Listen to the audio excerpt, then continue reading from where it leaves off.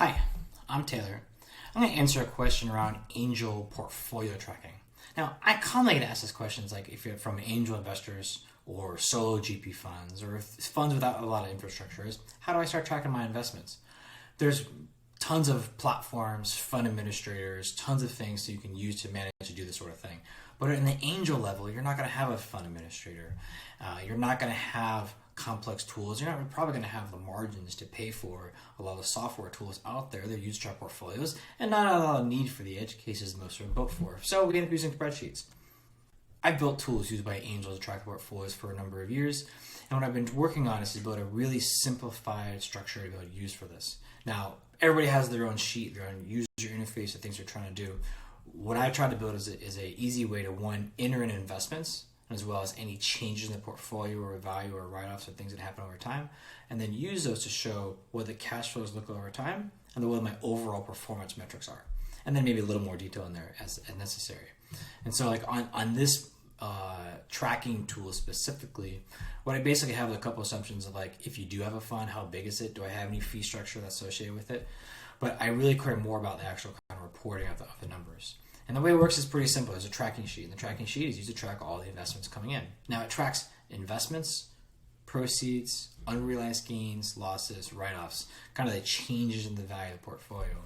And then basically there's a couple of categorizations. So I can categorize whether it's new or follow.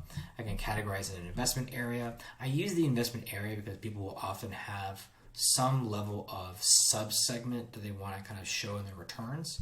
So instead of just saying, hey, my overall portfolio, usually they'll say like, hey, what's my Series A investments or my seed investments or this geo strategy or this industry strategy or whatever it is. So some segmentation there allows for some really insightful analysis around it and reporting. I assign a date, like when does it actually happen, and then the amounts. And they're kind of like manually entered, right? We're just manually entering the invested amounts, manually entering proceeds, and kind of calculating out the unrealized gains in there. I tend to build the models that they have a number of like extra rows going across to entering data as necessary.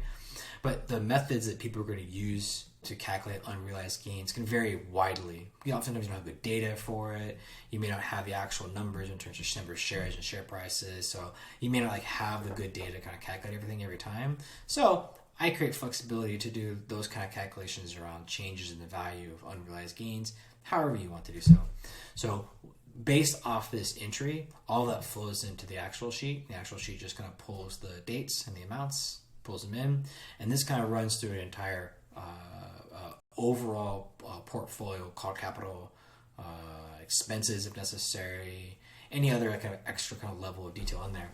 And then it creates a couple like that overall portfolio summary I showed at the beginning. But it also creates a set of charts that shows the overall kind of cash flows and changes over time. And then it also creates like a summary sheet. The summary sheet is meant to like provide some additional kind of segment level of detail, which basically shows what's investments, how much money is in unexited investments or like residual value. What are my proceeds I've already received from it? What's the multiples in IRR kind of from those? And it shows that really on a total portfolio, on a category or whatever segment level that you choose to represent is, and also as a company level. So the way the tracking sheet works is each individual investment into a company is its own row. That way it tracks each one separately. And then the summary sheet aggregates all of the individual ones for a company into a total. So you can see total investments and proceeds and unrealized gains into a company as one. If you have any questions about this, happy to help.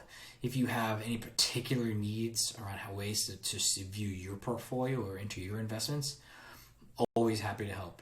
Just drop me a line.